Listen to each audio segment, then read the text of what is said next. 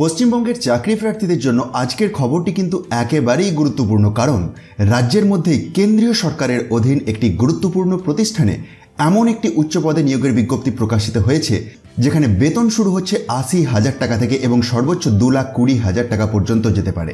তবে এখানেই রয়েছে সবচেয়ে গুরুত্বপূর্ণ বিষয়, এই নিয়োগটি সাধারণ চাকরি প্রার্থীদের জন্য নয়। নির্দিষ্ট যোগ্যতা ও অভিজ্ঞতা সম্পন্ন মেজর পোর্টের কর্মরত অফিসাররাই এই সুযোগের জন্য আবেদন করতে পারবেন।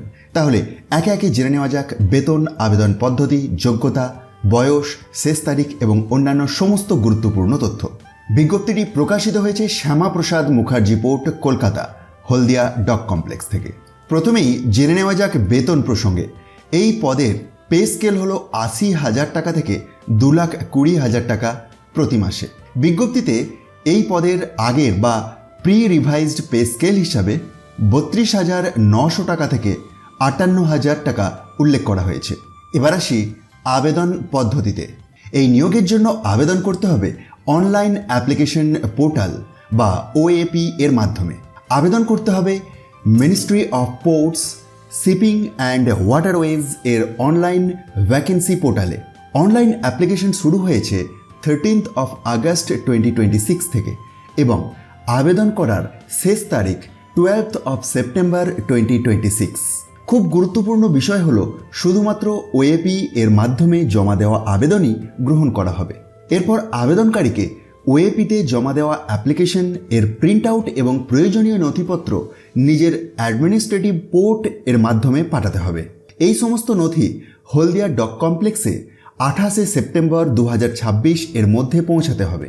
প্রয়োজনীয় নথির মধ্যে রয়েছে গত 5 বছরের এপিএআর এর কপি, অর্থাৎ 2020-21 থেকে 2024-25 পর্যন্ত, শিক্ষাগত যোগ্যতা ও কাজের অভিজ্ঞতার প্রমাণপত্র, সংশ্লিষ্ট পোর্টের নো অবজেকশন সার্টিফিকেট, ভিজিল্যান্স ও অ্যাডমিনিস্ট্রেটিভ ক্লিয়ারেন্স, সাম্প্রতিক 2টি পাসপোর্ট সাইজ কালার ফটোগ্রাফ এবং সম্পূর্ণ সার্ভিস ডিটেলস।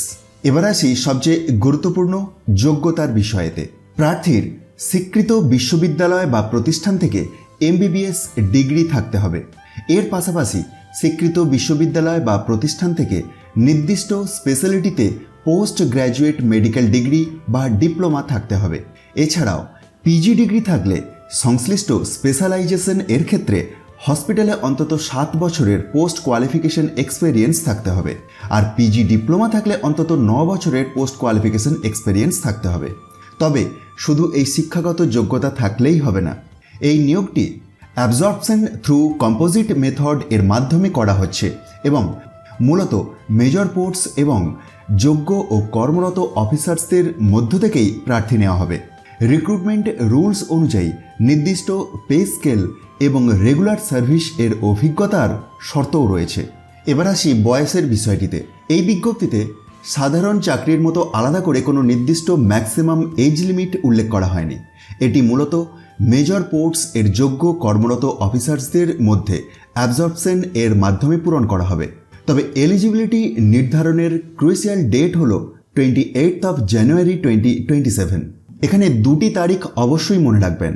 অনলাইন অ্যাপ্লিকেশন এর শেষ তারিখ 12th of September 2026 আর আবেদনপত্রের প্রিন্ট আউট ও সমস্ত প্রয়োজনীয় নথি প্রপার চ্যানেলের মাধ্যমে হলদিয়া ডক কমপ্লেক্সে পৌঁছানোর শেষ তারিখ 28th of September 2026। তাই শেষ দিনের জন্য অপেক্ষা না করে নির্ধারিত সময়ের মধ্যে আবেদন প্রক্রিয়া সম্পূর্ণ করাই ভালো। পদটির নাম হলো medical superintendent.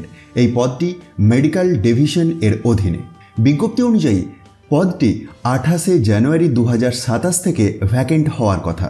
Place of posting সম্পর্কে জানিয়ে রাখি, এই পদের পোস্টিং হবে Haldia dock complex, Shyamaprasad Mukherjee port, Kolkata, অর্থাৎ হলদিয়া, পূর্ব মেদিনীপুর, পশ্চিমবঙ্গে। অর্থাৎ পশ্চিমবঙ্গের মধ্যেই কেন্দ্রীয় সরকারের অধীন একটি মেজর পোর্টের মেডিকেল ডিভিশনে এই গুরুত্বপূর্ণ দায়িত্বে কাজ করার সুযোগ রয়েছে। এবার কয়েকটি গুরুত্বপূর্ণ বিষয় আপনাদের সাথে শেয়ার করে রাখি। এই নিয়োগে সিলেকশন হবে মেরিট এর ভিত্তিতে। প্রার্থীর এসিআর অর এপিএআর এর ওভারঅল গ্রেডিং এর বেঞ্চমার্ক ভেরি গুড এর নিচে হওয়া চলবে না।